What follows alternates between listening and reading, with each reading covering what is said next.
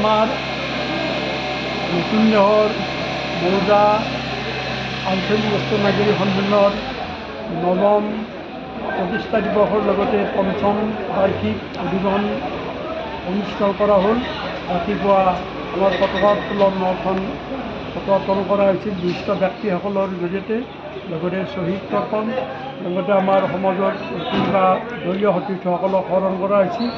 আৰু আমাৰ দিনৰ 11 বজাত এখন মুকলি সভা আহ্বান কৰা হৈছিল। এই সভাত আমাৰ জিলাৰ সন্মানীয় সভাপতি দক্ষৰাম বৰ্মন, আমাৰ জ্যেষ্ঠ নেতা ভাগৱতী, লগতে আমাৰ ইয়াৰ লগত সংগতি ৰাখি নতুন দেহৰ মৌজাৰ এটা গৌৰৱ বঁটা হিচাপে আমি বাছনি কৰিছিলোঁ। আৰু সেইজন ব্যক্তি আমাৰ নতুন দেহৰ মৌজাৰ প্ৰথম ইঞ্জিনিয়াৰ সমাজকৰ্মী আজিজ আলীক আমি ইয়াৰ কাৰণে সিদ্ধান্ত লোৱা হৈছিল। কথাটো আজি সভাত উপস্থিত হৈছে। আমি সঁচাকৈ গৌৰৱান্বিত।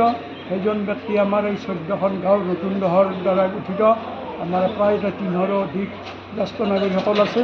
আৰু আমি একত্ৰিতভাৱে জাতি ধৰ্ম নিৰ্বিশেষে সকলোৱে আমি ঐক্যবদ্ধভাৱে এই পবিত্ৰ স্থানত আজি আমাৰ উলগনিৰ এই স্থানত আমাৰ পবিত্ৰ স্থানত আজি আমাৰ মুকলি সভা হৈ গ'ল। আৰু ইয়াত প্ৰায় 200ৰো অধিক আমাৰ নতুন দেহৰ মৌজাৰ জ্যেষ্ঠ নাগৰিক উপস্থিত হৈছিল। আৰু সুন্দৰভাৱে বিভিন্ন কাৰ্যসূচী অতিৰিক্ত কৰিছে আমাৰ আঞ্চলিকৰ সভাপতি সন্মানীয় আমাৰ বৰ্মন ডাঙৰীয়া আৰু ভাৰপ্ৰাপ্ত সম্পাদক আমাৰ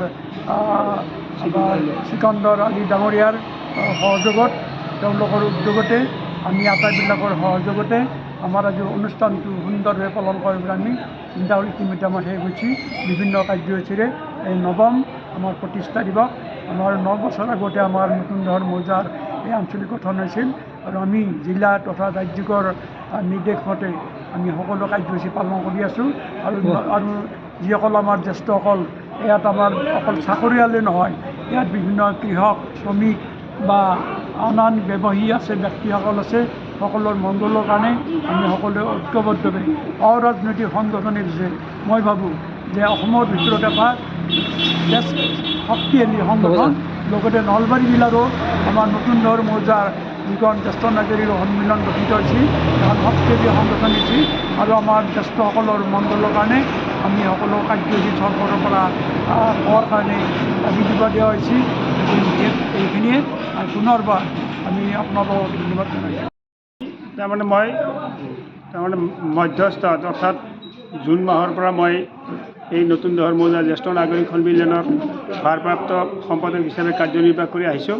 আজি আমাৰ নৱম বাৰ্ষিক প্ৰতিষ্ঠা দিৱস আৰু পঞ্চম বাৰ্ষিক অধিৱেশনখন আমাৰ ইতিমধ্যে সম্পন্ন হ'লে।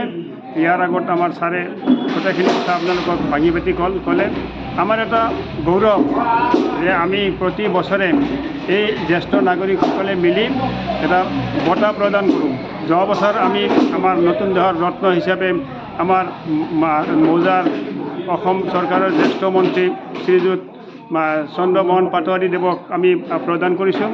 এইবুলিও আমি জ্যেষ্ঠ নাগৰিকসকলে মিলি এই আমাৰ প্ৰতিষ্ঠা দিৱস অনুষ্ঠানত আমাৰ নতুন দেহৰৰ গৌৰৱ বঁটা আমাৰ ডাংগাপাৰা নিবাসী মহম্মদ আজিৰ আলী দেৱক আমি প্ৰদান কৰিলোঁ। গতিকে এই এটা আমাৰ গৌৰৱৰ বিষয়। গতিকে আমি ভাবিছোঁ যে আমাৰ এই অনুষ্ঠানৰ যোগেদি আমাৰ যিসকল আমাৰ জ্যেষ্ঠ নাগৰিকসকল আহিল তেখেতসকলৰ সন্মুখত এই এটা আমাৰ গৌৰৱ বুলি আমি বিবেচিত কৰিছোঁ।